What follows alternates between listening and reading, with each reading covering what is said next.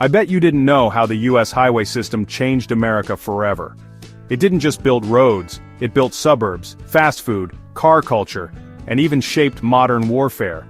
This is the untold story of how a vast network of asphalt became the backbone of a nation. Before the 1950s, crossing America was an adventure, but not in a good way. Picture bumpy, narrow roads winding through tiny towns, every mile slowed by stop signs and potholes. Back then, if you wanted to see the other side of the country, you'd better pack patience and snacks.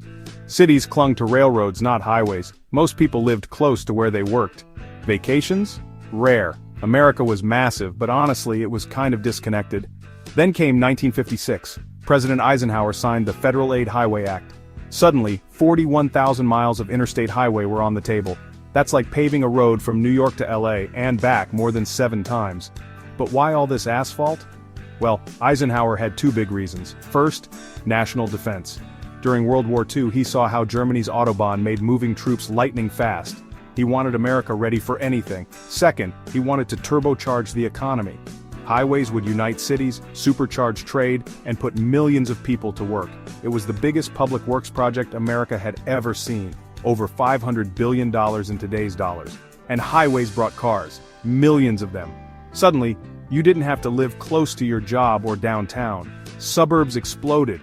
People could drive to work, to shop, to anywhere. This was the start of a brand new lifestyle. Gas stations, motels, and fast food joints, think McDonald's, began popping up at every exit. Drive-through culture was born. America didn't just build highways, it built a car-first way of life. But there was a dark side. To make room for all those roads, the government used eminent domain.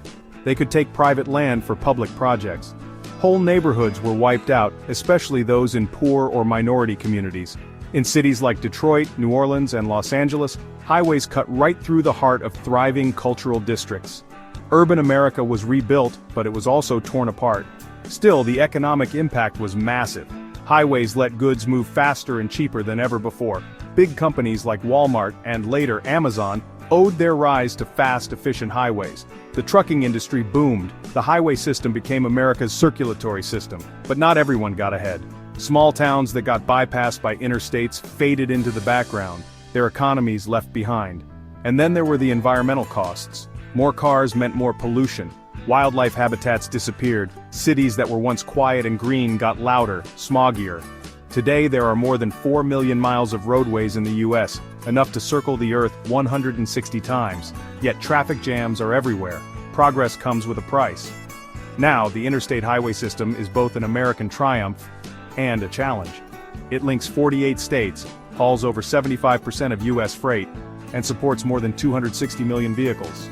But the system is aging. Bridges are falling apart. Repairs are costly. With climate change, electric vehicles, and new ideas about public transit, the country faces a choice. Keep patching up the old, or build something smarter and cleaner. Maybe that means electric highways, self-driving lanes, or even bringing back high-speed rail. So next time you're speeding down the highway, remember, you're gliding over more than just blacktop. You're traveling on a legacy that changed everything. How America moves, lives, and dreams. Not just roads, not just pavement, but the backbone of a nation. If this story made you see your daily drive in a new light, hit like, subscribe, and stick around for more on the introduction, where ideas begin and the future unfolds.